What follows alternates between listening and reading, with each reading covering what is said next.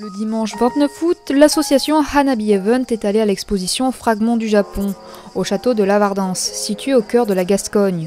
Nous avons fait la rencontre du président du centre d'art du château de Lavardance et de Yuichi Sugiyama, qui nous a fait la visite des lieux. Venez découvrir un lieu rempli d'histoire avec cette touche de japonisme qui ravira vos yeux.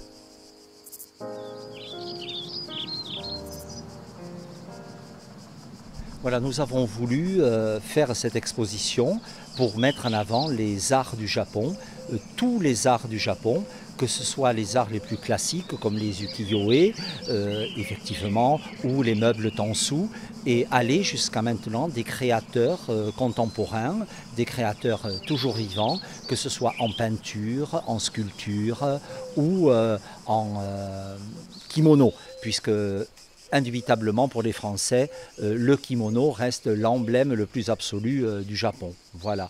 Donc nous avons fait ça sous l'égide de l'ambassade du Japon et nous avons voulu ouvrir toutes les salles du château à des artistes japonais pour qu'on puisse offrir à nos touristes une vision aussi complète que possible de l'ensemble de ce que le Japon peut offrir comme art. Alors nous avons même poussé jusqu'à avoir du saké, puisque nous sommes en France et qu'effectivement l'art passe par aussi la gastronomie, et la gastronomie japonaise est très réputée. Bienvenue au château de Lavardance. Voilà. Déjà, il y a de taureaux, lanternes, taureaux japonais, mais ce style, c'est pas tellement typique japonais. Mais celle-ci, c'est de reproduction. Mais à Kyoto, il y a un temple qui s'appelle Kanjuji.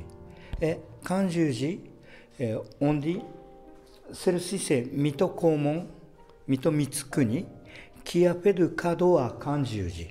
Et bien sûr, Kanjuji, il y a de original. Mais celle-ci, c'est la forme, c'est pas très japonais, mais c'est par Mito Mitsukuni, offert à Kanjuji. Voilà. Et il y a deux photos. Vous allez voir tout à l'heure en haut, mais un photographe, Philippe Marignan, qui adore le Japon, et il a fait une série de photos de Maiko et Geisha à Kyoto et Sumo aussi. Et vous allez voir tout à l'heure. Deux photos pour accueillir des visiteurs, printemps du Japon et automne du Japon.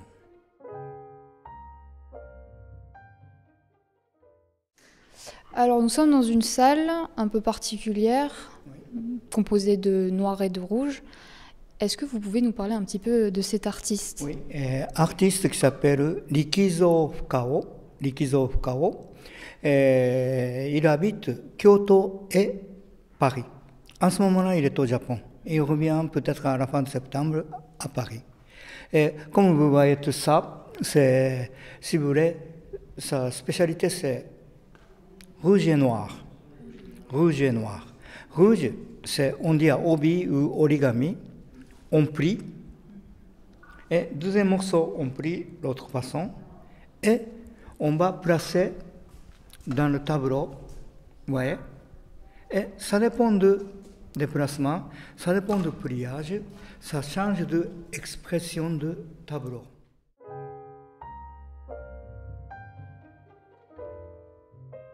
Nous sommes dans une nouvelle salle, cette fois-ci avec un thème plutôt parisien, français. Est-ce que vous pouvez nous parler aussi un petit peu de cet artiste? Voilà, cette pièce, c'est salle médiévale, c'est très spécial, c'est parce que c'est pas du Japon, c'est Paris. Paris parle en japonais. Un japonais qui s'appelle Kojiro Akagi. Kojiro Akagi, c'est un ami aussi. Et malheureusement, il est décédé cette année, septembre. Et il a vécu en France 58 ans ou quelque chose. Et c'est, comme vous voyez, c'est ça, tableau à l'huile, c'est vraiment de style unique du monde.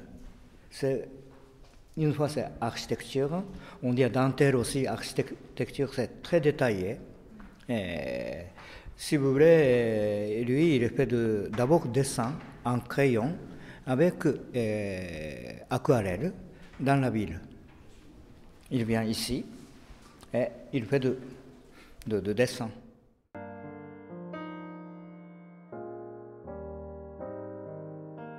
On se retrouve de nouveau dans une autre salle, et là devant les œuvres de Junichi Hosono, et du coup vous allez un petit peu nous en parler. Hosono Junichi, il fait de sculpture de bois. Et il explique, celle-ci c'est le sujet de l'eau, goutte d'eau. Et on fait surtout comme décor de mur. Ça, si vous voulez, c'est naturel. Sa technique, il s'appelle Naguribori. Naguribori. Naguru, c'est... Oui, voilà. Donc, et hori. Horu, c'est gravé. Voilà. Naguribori. Et il fait des assiettes où on peut servir comme assiette aussi. Du coup, on va présenter les œuvres de Akihiko Maeda. Akihiko Maeda, il fait de sculpture, mais sculpture, bien sûr en bois. Il fait de sculpture de grands chars de le festival de Danjiri. Et on dit Danjiri-bori, sculpture de Danjiri. Danjiri, c'est à côté de Osaka, il y a une ville qui s'appelle Kishiwada.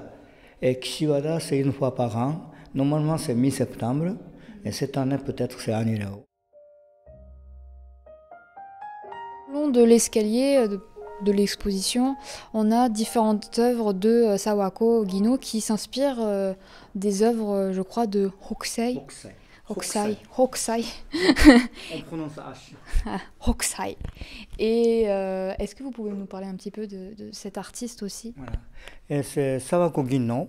Et il a reproduit, il a pris le sujet 36 Mont Fuji de Hokusai. C'est d'origine, c'est estampe japonaise. Il y a 200 ans, 250 ans. Voilà.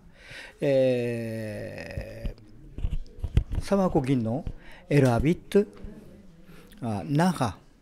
Nara, c'est à côté de Tokyo, Kyoto et Osaka.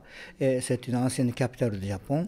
Et il y a milliers de biches sauvages sans liberté. En liberté. N'est-ce pas? Et pour ça, elle veut bien faire voyager ses amis biches et cerfs autour de Mont Fuji. Et pour ça, elle a mis à la place de humains tous biches ou cerfs. Voilà. Ouais, c'est aussi kawaii. Kawaii. On se retrouve à nouveau dans une autre salle avec les œuvres de Hachiro Kano. Hachiro Kano. Voilà, Hachiro Kano, cette année, il a décoré la galerie de plus grandes pièces de château. Et, comme c'est de l'ambiance, c'est médiéval, mais avec cet art contemporain qui va bien avec même le château ancien. Voilà. Kano Hachiro Kano, il était calligraphe. Oui, avant.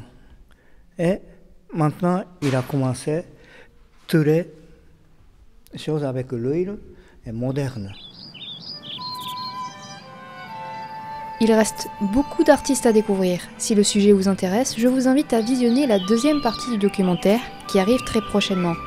Sur ce, je vous souhaite une excellente journée ou une excellente soirée et à très bientôt pour de prochaines vidéos. À bientôt!